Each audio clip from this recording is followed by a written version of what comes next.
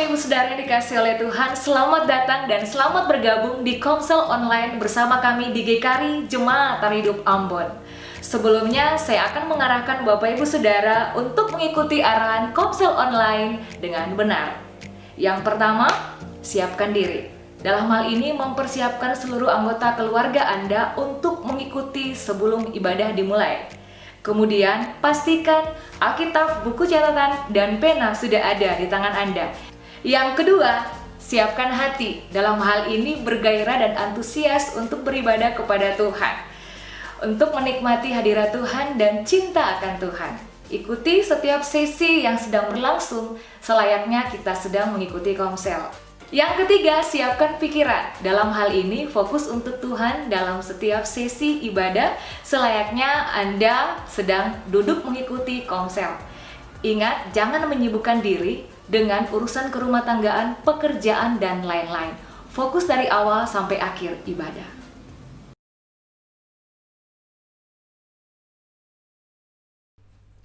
Puji Tuhan, Shalom Bapak Ibu Saudara. Haleluya. Sekali lagi, Shalom Jemaat GKRI Hidup Ambon yang ada di tempat ini maupun yang ada di rumah.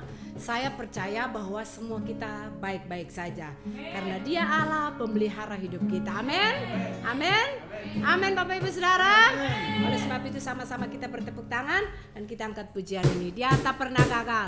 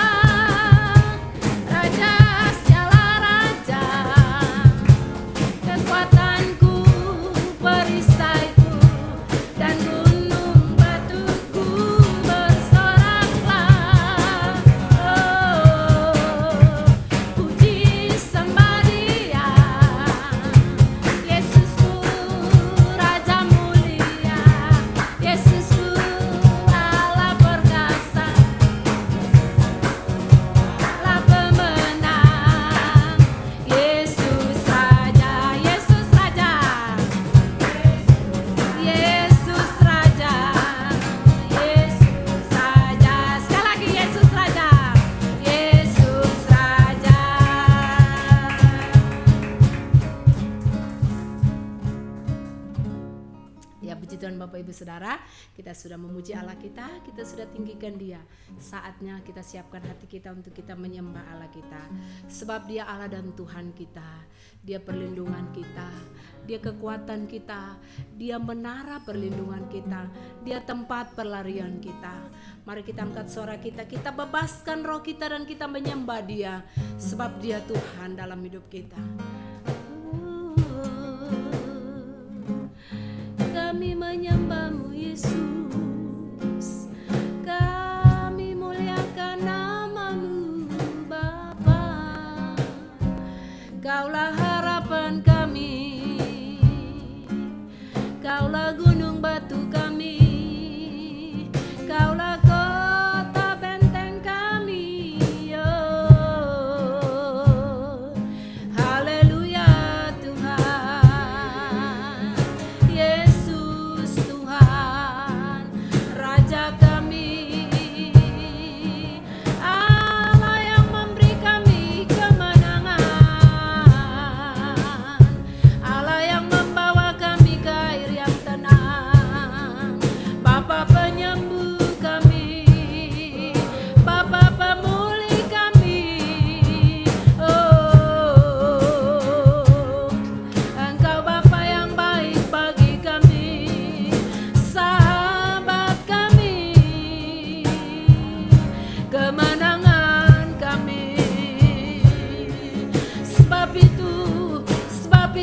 kami menyembahmu, kami agungkan Engkau, Raja kami. Oh, haleluya. Sama-sama kita angkat pujian ini. Tuhan, Kaulah. Amin Tuhan. Ku percaya hanya kepadamu, Yesus Allah perlindunganku, Engkau yang selalu ku punya. Sekali lagi Tuhan, Kaulah pengharapanku. Tuhan, Kaulah pengharapanku.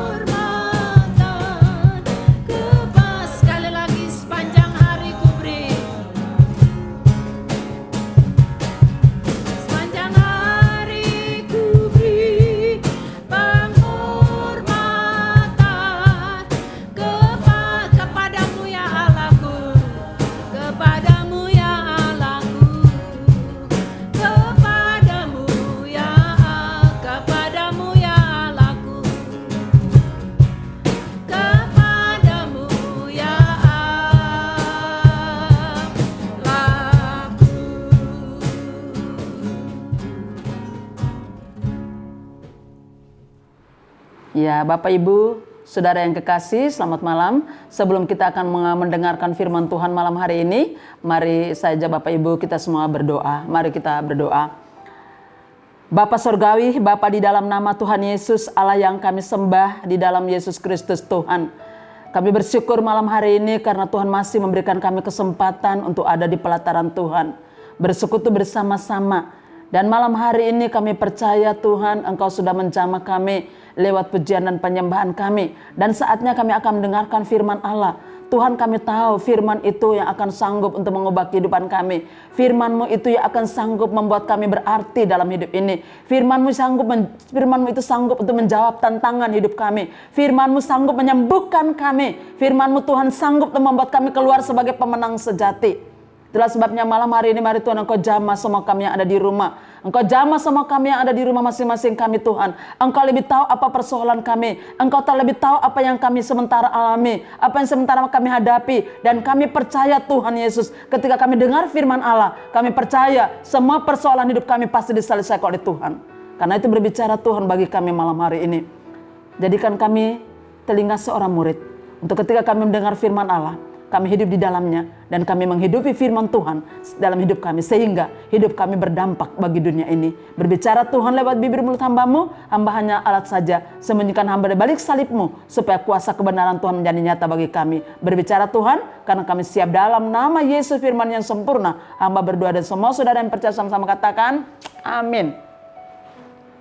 Bapak Ibu Saudara yang kekasih di dalam Tuhan Yesus Kristus, hari ini kita akan dengar bersama-sama tentang tujuan hidup. Tema kita adalah tujuan hidup. Sama-sama katakan tujuan hidup. Ya, saudara, saya punya satu khusus melihat tentang persepak bola, dunia persepak bolaan. Saya sendiri tidak terlalu suka yang namanya sepak bola. Tetapi paling tidak mungkin saya akan berikan gambaran tentang dunia sepak bola sedikit saja yang saya tahu tentang dunia persepak bolaan. Dan saudara, mungkin banyak orang kalau bapak-bapak suka yang namanya bola, karena setiap kali kalau ada musim main bola, maka saya lihat bapak-bapak lebih antusias untuk sangat meresponnya. Nah, Bapak Ibu kita perhatikan tentang dunia persepak bolaan, ada dua klub, masing-masing punya gawang, ada gawang di ujung sana dan ada gawang di ujung sini. Dan saudara, persepak bolaan lebih seru adalah ketika orang bisa bermain dan memasukkan bola di salah satu gawang. Karena itu tujuan mereka adalah memasukkan bola di salah satu gawang, sehingga permainan menjadi seru dan mereka pencetak sebagai orang-orang pemenang. Nah, saudara, bayangkan saja seandainya pemain bola itu, dua klub ini mereka tidak punya gawang. Apa jadinya? Saya percaya mereka akan capek. Karena mereka akan berlari ke sana, berlari ke sini, sepak sana dan sepak sini tanpa ada tujuannya. Dan saya percaya akan sangat melelahkan mereka. Membuat mereka tidak akan fokus. Tidak tahu bola ini mau digiring kemana. Dan saya percaya itu yang akan terjadi. Nah, ini namanya dengan tujuan. Orang bermain sesuatu dengan satu sasaran, mereka harus mencapai gol itu. Nah, saya kembali melihat, bayangkan saja dalam satu rumah tangga, bapak-bapak rumah tangga. Bayangkan kalau bapak-bapak yang hidup tidak punya tujuan yang jelas. Kira-kira rumah tangga saudara mau digiring kemana? Kawin asal kawin. Rumah tangga saudara mau kemana? Ya ibu-ibu rumah tangga, kalau engkau tidak punya tujuan hidup yang jelas, rumah tangga saudara mau diarahkan kemana? Bagaimana saudara bisa menjadi penopang bagi suamimu? Dan bagaimana engkau menjadi ibu bijak untuk mengarahkan anak-anakmu? Hai anak-anak, kalau engkau jadi anak-anak, kau tidak punya tujuan hidup yang jelas, apa jadinya? Kau tidak punya hidup yang jelas, hidupnya tidak akan pernah terarah. Anak-anak mahasiswa di kampus-kampus, engkau kuliah, engkau diberikan sponsor oleh orang tua, engkau tidak punya tujuan hidup yang jelas, apa jadinya engkau bisa mencapai garis akhir hidupnya yang baik? Engkau tidak akan punya masa depan yang pasti, karena engkau tidak punya tujuan, engkau tidak punya sasaran hidup yang engkau capai, tidak ada target yang engkau akan dapatkan di sana. Pegawai di kantor, engkau kerja sebagai pegawai negeri dan engkau akan bekerja asal saja. Engkau tidak punya sasaran, engkau tidak punya tujuan, apa yang engkau dapatkan di sana? Engkau jadi pegawai negeri yang biasa-biasa saja, dan dari tahun ke tahun kalau engkau tidak punya tujuan yang jelas, siapa yang angkat saudara jadi pimpinan? Siapa yang angkat saudara jadi orang hebat di sana? Kapan engkau dipromosikan Tuhan? Itulah sebabnya engkau bekerja tapi engkau punya tujuan hidup yang jelas. Hai hamba Tuhan, saya dan saudara, Kita ini bekerja, berlomba buat Tuhan. Saya mau katakan kepada saudara, kalau kita hamba Tuhan bekerja tanpa tujuan yang jelas, apa jadinya? Kita jadi hamba Tuhan yang tidak punya sasaran. Kita jadi hamba Tuhan yang akhirnya bekerja asal saja, jadi hamba Tuhan pengangguran. Dan akhirnya kita diatur dengan berbagai macam hal, tapi kita tidak bisa nyambung. Kenapa? Tidak punya tujuan yang jelas. Makanya kita pasti akan kacau. Saudara, tanpa tujuan, maka kita pasti akan kacau. Baik itu di dunia sekuler maupun di dunia spiritual. Kalau kita tidak punya tujuan hidup yang jelas, maka yang ada adalah kekacauan. Katakan kekacauan. Saudara tidak punya tujuan hidup yang jelas, saya pastikan saudara pasti hidup kacau. Saudara yang kekasih, yang terkasih di dalam Tuhan Yesus Kristus, saudara dan saya, kita ini diciptakan dengan mengikuti teladan Allah. Allah menciptakan manusia di dalam Kejadian pasal 1 ayat ke-26, berfirmanlah Allah, baiklah kita menjadikan manusia menurut gambar dan rupa kita. Artinya manusia diciptakan dengan tujuan khusus dari Allah, yaitu yang pertama, mengenal Allah dengan benar. Katakan mengenal Allah dengan benar. Saya dan saudara diciptakan dengan satu tujuan Allah adalah mengenal Allah dengan benar. Saudara yang terkasih di dalam Tuhan Yesus Kristus, tujuan Allah menciptakan kita adalah supaya kita manusia bisa menjadi benar-benar bahagia. Ketika kita hidup menurut tujuan penciptaan. Saudara Tuhan menciptakan kita supaya kita hidup bahagia sesuai dengan tujuan penciptaan. Karena kebahagiaan itu secara langsung diberikan oleh Allah, Sang Pencipta kita sendiri. Sukacita ekspresi manusia dan itu sangat besar, dalam dan abadi sifatnya diberikan kepada Allah. Itu sangat besar, dalam dan sangat abadi sifatnya. Karena itu saudara, kita harus memiliki hubungan pribadi dengan Tuhan. Kita harus minta Tuhan pulihkan hubungan kita yang rusak akibat dosa kita. Karena dosalah membuat kita terpisah dari Allah. Yang membuat kita hidup rusak dan hancur. Ya. Yang membuat orang hidup rusak dan hancur itu karena dosa. Makanya Yesaya 53 ayat 6 berkata, kita sekalian sesat seperti domba. Masing-masing kita mengambil jalannya sendiri. Tetapi Tuhan telah menimpakan kepadanya kejahatan kita sekalian. Kita telah merasakan keterpisahan itu. Suatu jarak dengan Tuhan karena dosa kita. Kita berontak, kita melawan, kita masa bodoh dengan Tuhan. Daging, kita lebih menguasai kita. Kita kurang ajar kepada orang tua. Tidak hormati pemimpin, baik di dunia sekuler maupun dalam dunia spiritual.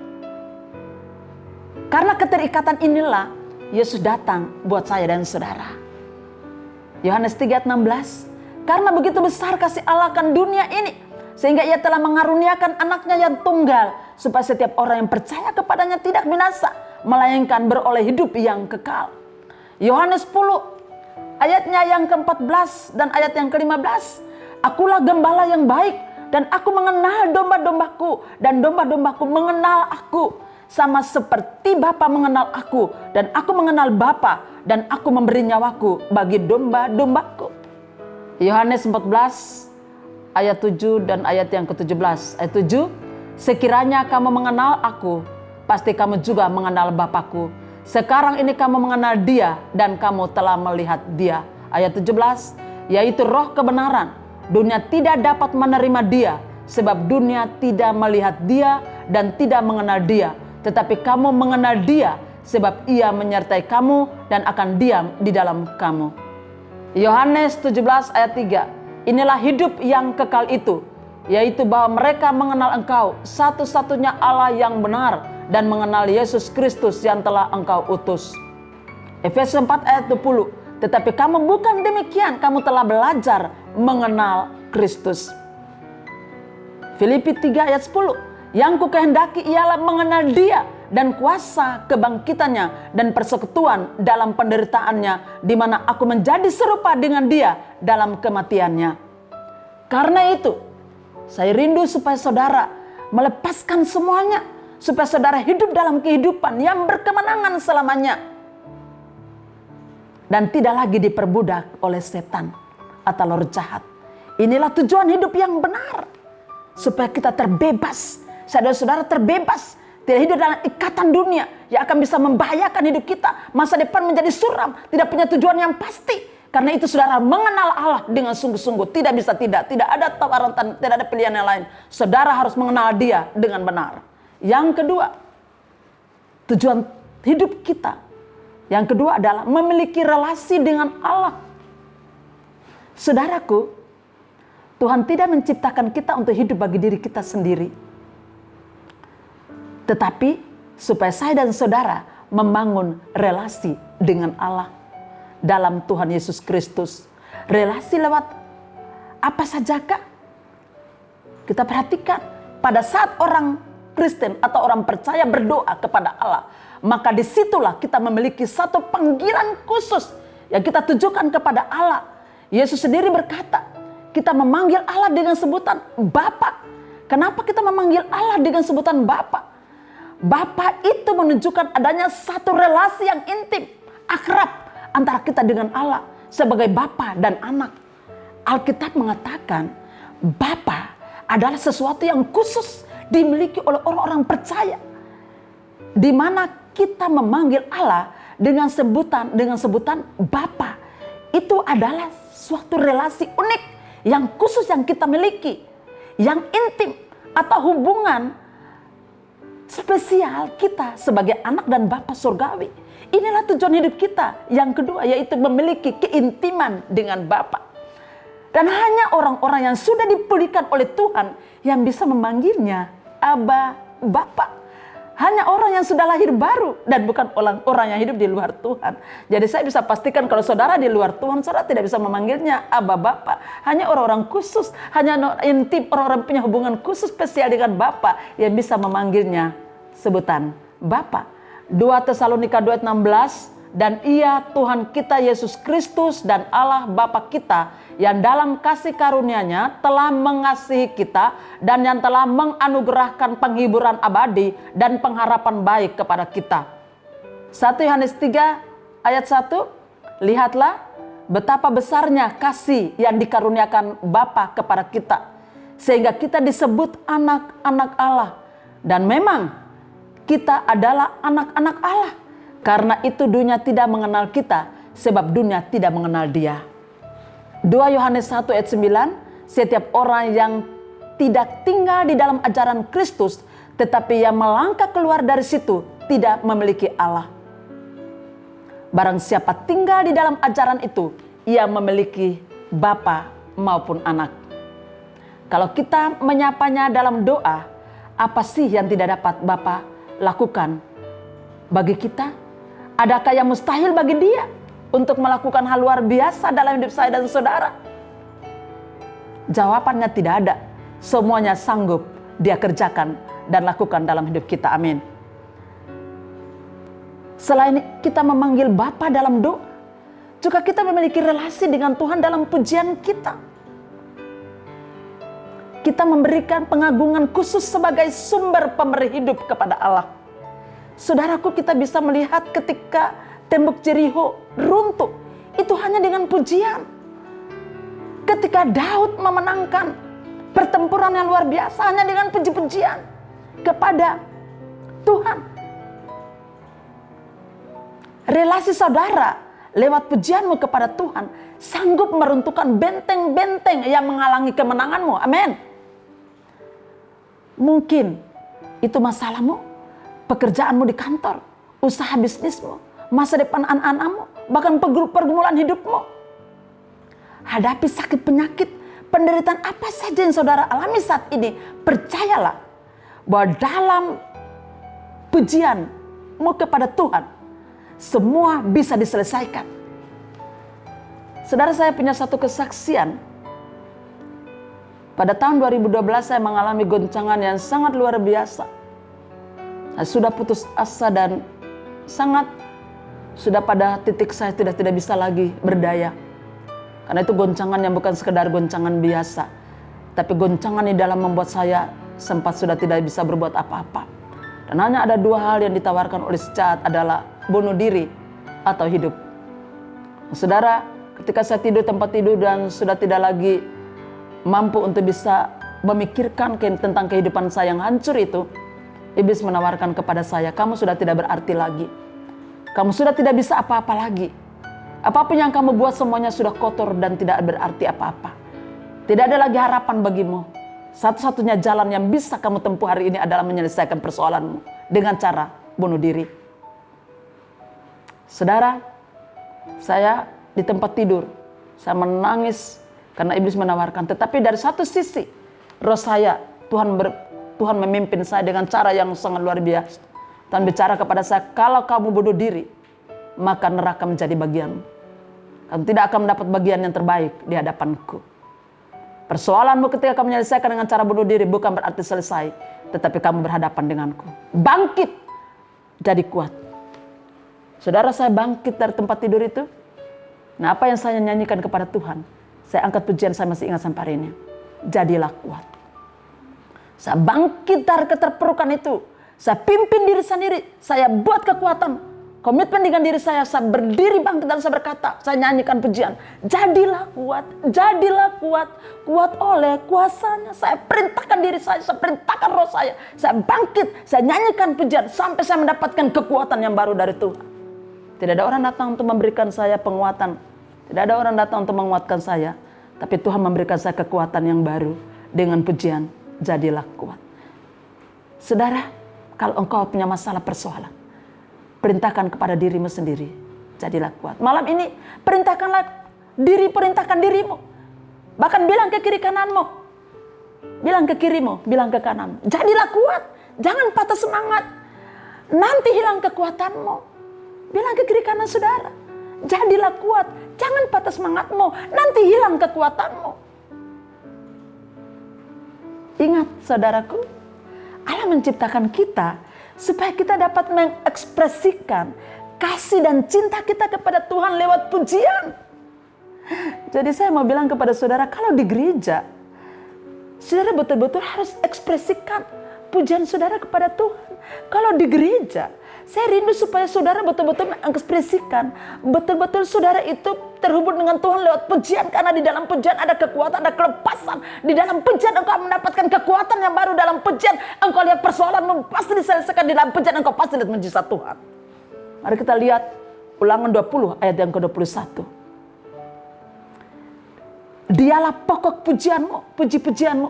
Dan dialah Allahmu yang telah melakukan di antaramu perbuatan-perbuatan yang besar dan dahsyat yang telah kau lihat dengan matamu sendiri. Wow. 1 Tawarik 23 ayat 30 selanjutnya. Mereka bertugas menyanyikan syukur dan puji-pujian bagi Tuhan setiap pagi. Demikian juga pada waktu petang. Jadi jangan pernah berhenti memuji Tuhan. 2 Tawarik 20 ayat 22. Ketika mereka mulai bersorak-sorai dan menyanyikan nyanyian pujian, dibuat Tuhanlah penghadangan terhadap Bani Amon dan Moab dan orang-orang dari pegunungan Seir yang hendak menyerang Yehuda sehingga mereka terpukul kalah. Mazmur 71 ayat 8. Mulutku penuh dengan puji-pujian kepadamu, dengan penghormatan kepadamu sepanjang hari. Saudaraku yang kekasih, selain kita memiliki keintiman kita kepada Allah lewat pujian, kita juga harus menjaga relasi keintiman kita dengan Bapa lewat penyembahan. Karena Allah menciptakan kita untuk menyembah Dia dalam roh dan kebenaran. Mazmur 95 ayat yang ke-6. Masuklah, marilah kita sujud menyembah, berlutut di hadapan Tuhan yang menjadikan kita. Mazmur 132 ayat 7. Mari kita pergi ke kediamannya, sujud menyembah pada tumpuan kakinya. Wahyu 5 ayat yang ke-14. Dan yang keempat makhluk itu berkata amin. Dan tua-tua itu jatuh tersungkur dan menyembah. Wahyu 7 ayat 11. Dan semua malaikat berdiri mengelilingi takhta dan tua-tua dan keempat makhluk itu. Mereka tersungkur di hadapan takhta itu dan menyembah Allah. Jadi penyembahan harus mendominasi hidup saya dan saudara. Kita tidak bisa hidup tanpa menyembah Tuhan. Karena tujuan Tuhan menciptakan saya dan saudara adalah supaya kita menyembah Dia dalam roh dan kebenaran.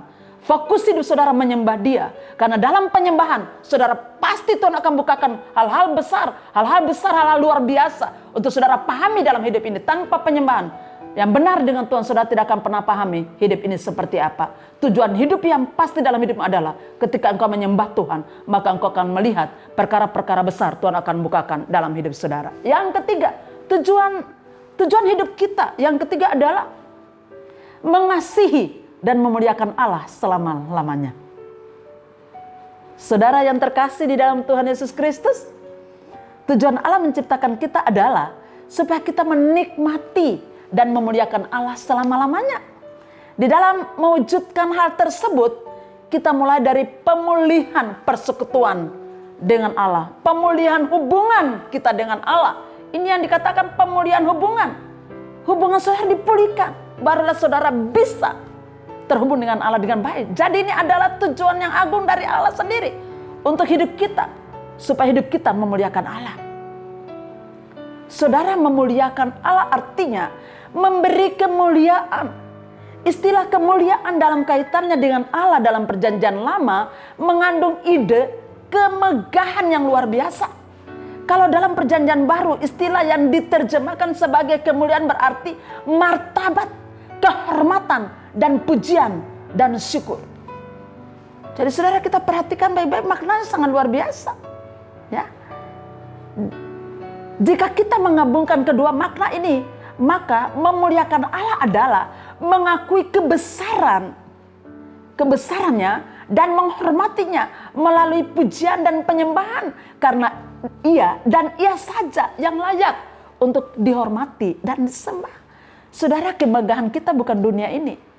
Kemegahan kita bukan kedudukan, bukan pangkat dan status kita, bukan embel-embel kita, tapi kemegahan kita adalah Kristus untuk selama-lamanya. Kemegahan kita adalah kita terhubung dengan Allah. Kemegahan kita adalah ketika kita menghormati otoritasnya Allah. Itu kemegahan saya dan saudara ada di dalamnya. 1 Tawarik 16 ayat 28 sampai dengan ayat yang ke-29, ini terjemahan lama saya baca. Berilah kepada Tuhan hai segala bangsa manusia, berilah kepada Tuhan hormat dan puji. Berilah kepada Tuhan hormat namanya, bawalah akan persembahan dan datanglah kamu menghadap hadiratnya, sembah sujudlah kepada Tuhan serta berpakaikan pakaian hari raya yang suci. Di dalam ayat ini kita mengamati ada dua tindakan kita yang dapat memuliakan Allah. Yang pertama, kita memberi hormat dan pujian karena Ialah haknya. Tidak ada pihak lain yang layak dipuji dan disembah selayaknya Allah. Yesaya 42 ayat yang ke-8 mengulangi hal tersebut. Di atas Yesus mengungkapkan, "Aku ini Tuhan, itulah namaku. Aku tidak akan memberi kemuliaanku kepada yang lain atau kemasyuranku kepada patung." Yang berikut, kita bawalah persembahan dan menghadap kepada Allah sebagai bagian dari penyembahan yang memuliakannya. Persembahan yang kita berikan kepada Allah dalam megahnya kekudusan adalah persetujuan, ketaatan, ketundukan.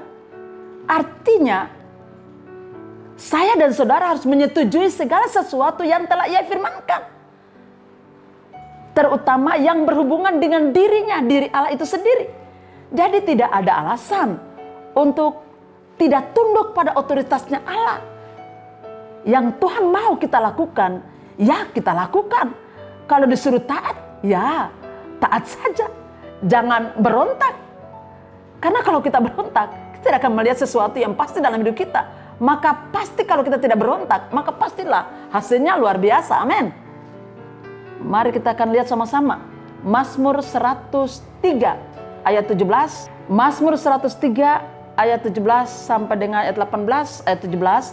Tetapi kasih setia Tuhan dari selama-lamanya sampai selama-lamanya atas orang-orang yang takut akan Dia, dan keadilannya bagi anak cucu. 18. Bagi orang-orang yang berpegang pada perjanjiannya dan yang ingat untuk melakukan titahnya. Yohanes 14 ayat 15. Jikalau kamu mengasihi aku, kamu akan menuruti segala perintahku. Sekali lagi saya ingatkan saudara bahwa tujuan hidup kita adalah mengenal Allah dengan benar, memiliki relasi dengan Allah, mengasihi dan memuliakan Allah selama-lamanya. Kalau saudara mengerti hal ini, maka tujuan hidupmu sangat berarti di dalam Kristus, yang akan membuat hidup saudara lebih bermakna, lebih fokus, lebih termotivasi, dan juga mampu mencapai kekekalan surgawi. Karena itu, inilah tujuan Allah bagi hidup saya dan saudara. Dia Bapa menciptakan kita supaya kita masuk dalam tujuannya yang mulia. Amin. Bapa surgawi, Bapa di dalam nama Tuhan Yesus, malam hari ini hamba percaya, hamba berdoa khususnya bagi jemaat Tuhan yang ada di rumah. Engkau tahu apapun persoalan hidup mereka, biarlah mereka semangat mengenal Engkau dengan sungguh-sungguh hati mereka. Kalaupun mereka terikat dengan berbagai macam ikatan dosa, lepaskan mereka, bebaskan mereka ya Tuhan, supaya mereka terbebas dari ikatan apapun. Hamba berdoa di dalam nama Yesus Tuhan. Hamba rindu supaya jemaat Tuhan semakin hari semakin dewasa dan matang di dalam Tuhan, memiliki hidup yang benar dengan Tuhan. Hamba berdoa taruh mereka dalam tangan kasih setia Bapa. Bahkan hamba rindu supaya mereka memiliki relasi hubungan yang baik dengan Tuhan untuk selama-lamanya. Dan hamba berdoa taruh mereka dalam tangan kasih setia Tuhan. Kalau ada yang jauh, Tuhan kembalikan mereka kepadamu. Kalau mereka sudah terpisah jauh daripada Engkau Bapa, kembalikan mereka kepada Bapa. Kalau pengaruh COVID ini membuat mereka mulai letih, lesu, ragu tentang Tuhan, mari Bapa Engkau pulihkan keadaan mereka, bahwa mereka masuk dalam pelukan kasih Bapa. Hamba berdoa rindu supaya mereka semakin hari semakin membangkitkan semangat dan roh mereka, supaya mereka menjadi kuat di dalam kekuatan kuasa-Mu ya Bapa. Berdoa pertaruhkan mereka dalam tangan Tuhan. Dengan setiap pergumulan hidup mereka, Tuhan hamba percaya Engkau jaminan yang pasti. Karena itu hamba berdoa pertaruhkan mereka. Hamba percaya malam hari ini mereka sudah mendapatkan kekuatan yang baru di dalam Engkau Tuhan. Terpuji-pujilah Engkau Allah gunung batu kami. Hamba sudah selesai berbicara, tapi Roh-Mu akan terus menguatkan, meneguhkan mereka dengan firman-Mu, supaya mereka tetap teguh selama-lamanya. Dalam nama Tuhan Yesus hamba berdoa, dan semua yang percaya sama-sama katakan amin. Ya, puji nama Tuhan. Bapak Ibu Saudara, sebelum kita memberi, saya akan menginformasikan bahwa setiap persembahan Bapak Ibu Saudara bisa diberikan langsung kepada pemimpin kelompok selnya masing-masing. Bisa juga dibawa ke gereja saat jam efektif kerja dari hari Selasa sampai hari Jumat, dari jam 9 pagi sampai jam setengah 5 sore. Bisa juga persembahan Bapak Ibu Saudara dikirimkan ke nomor rekening yang tertera di bawah ini. Puji nama Tuhan. Bapak Ibu Saudara, sebelum kita memberi, saya akan membacakan satu bagian ayat firman Tuhan sebagai dasar kita untuk memberi. Dari 2 Korintus pasalnya yang ke-8, ayatnya yang ke-12. Sebab jika kamu rela untuk memberi, maka pemberianmu akan diterima. Kalau pemberianmu itu berdasarkan apa yang ada padamu, bukan berdasarkan apa yang tidak ada padamu. Bapak Ibu Saudara, mari kita mengangkat persembahan kita dan kita berdoa. Tuhan Yesus, terima kasih karena Tuhan selalu memberkati kami. Dan kebanya Tuhan, saat ini kami akan memberi, kuduskan persembahan kami. Dan kami percaya berkat Allah Abraham, Allah Ishak, Allah Israel memberkati kami. Di dalam nama Yesus kami siap memberi. Haleluya, amin. Ya puji Tuhan, sambil persembahan dipungut, sama-sama kita angkat pujian ini. Bila topan keras melanda hidupmu.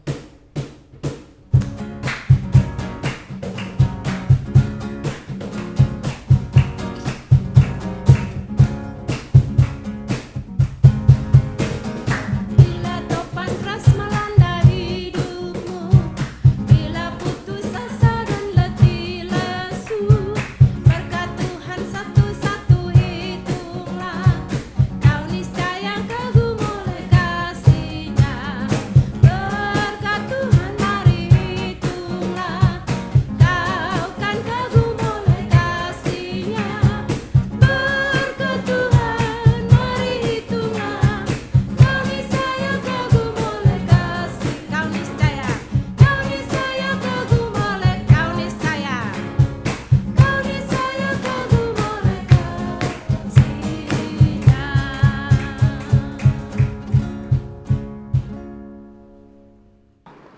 Bapa di surga, Bapa di dalam nama Tuhan Yesus Kristus, hamba berdoa Tuhan menyerahkan jemaat Air Hidup Ambon ke dalam tangan Tuhan. Berkati mereka dengan seluruh pergumulan hidup mereka, dengan setiap persoalan yang mereka hadapi. Khususnya menghadapi COVID-19 Tuhan, kadang mereka lelah, tidak berdaya. Tapi hamba percaya Tuhan, di tengah kelelahan mereka ada tangan Tuhan yang kuat untuk siap menolong mereka. Ada tangan Tuhan yang luar biasa siap untuk mengangkat mereka dan memulihkan keadaan mereka. Mungkin secara finansial mereka mengalami kekurangan. Mungkin mereka harus kehilangan pekerjaan. Mereka harus kehilangan banyak hal dalam hidup mereka. Tapi hamba berdoa percaya mereka tidak kehilangan Tuhan dalam hidup mereka. Berkati mereka secara finansial Bapa. Berkati rumah tangga mereka. Berkati semua kebutuhan hidup mereka. Baik itu makan, minum, pakai mereka. Berkati masa depan hidup anak-anak mereka.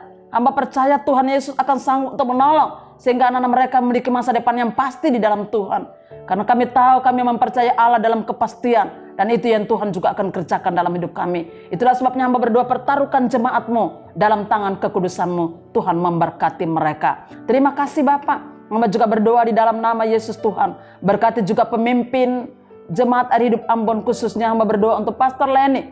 Tuhan berkati, Engkau berikan kekuatan yang terus-menerus mengalir dalam hidupnya. Terima kasih Tuhan, bahwa Engkau memilihnya dan menempatkannya, menetapkannya untuk menjadi yang terbaik bagi kami. Kami berdoa, Tuhan Engkau memberkati hamba-Mu. Berkati hamba-Mu dengan setiap pergumulan hidupnya. Berkati hamba-Mu dengan hikmat-Mu, dengan kebijaksanaan-Mu Tuhan. Sehingga mampu menjadi pemimpin yang luar biasa. Mampu membawa jemaat ini masuk dalam visi Allah yang besar. Bahkan visi mereka untuk 1000 lebih terjadi dalam nama Yesus Tuhan. Lewat kepemimpinan hamba-Mu ini Tuhan. Berkati juga kedua putri mereka, putrinya. Kami berdoa Priska dan Monica diberkati Tuhan, dipelihara oleh tangan Tuhan yang luar biasa. Kepintaran, kecerdasan menjadi bagian mereka. Semua usaha mereka sementara buat terobosan, Tuhan juga berkati di sana. Dan hamba berdoa memberkatinya dalam nama Yesus. Percaya Tuhan akan sanggup untuk memberkati mereka berlimpah-limpah. Sehingga berdampak bagi pelayanan Tuhan yang ada di tengah-tengah pelayanan panggilan Tuhan ini. Hamba berdoa dan memberkati semua hamba-hamba Tuhan. Terima kasih hamba-hamba Tuhan mulai menjadi mitra yang luar biasa. Tuhan juga berkati mereka dengan keluarga, dengan pribadi, pergumulan hidup mereka masing-masing, dengan semua kebutuhan mereka. Kami percaya bagian kami melayani Tuhan, dan bagian Tuhan memberkati kehidupan kami. Sekali lagi kami berdoa menyerahkan seluruh kehidupan jemaat Air Hidup Ambon dalam tangan kasih-Mu. Tuhan memberkati mereka. Terima kasih Bapa. Lalu kami akan mengakhiri ibadah kami di malam hari ini. Kami mohon berkat khusus mengalir bagi setiap kami. Mari Bapak Ibu Saudara yang kekasih dalam Tuhan, arahkan hati dan pandangan saudara kepada Tuhan, dan terimalah berkat Tuhan. Diberkatilah engkau sebagai bapak rumah tangga. Diberkatilah engkau sebagai ibu rumah tangga. Diberkatilah engkau hai anak-anak. Diberkatilah masa depanmu. Keberhasilan, kesuksesan, kejayaan, dan kehebatan menjadi bagianmu. Dan diberkatilah setiap kebutuhan makan minum pakaimu. Dan biarlah berkat sejahtera, berkat perlindungan, berkat kebahagiaan abadi dari Allah Bapa, Anak, dan Roh Kudus akan terus menyertai kehidupan saya dan saudara, menjaga langkah hidup kita mulai dari semalam hari ini dan sampai selama-lamanya. Dalam nama Yesus hamba berdoa, dan semua saudara yang percaya sama-sama katakan amin. Selamat malam Bapak Ibu Saudara yang kekasih dalam Tuhan. Shalom, dan tetap berjuang maju bersama dengan Tuhan, pasti kita menang. Amin.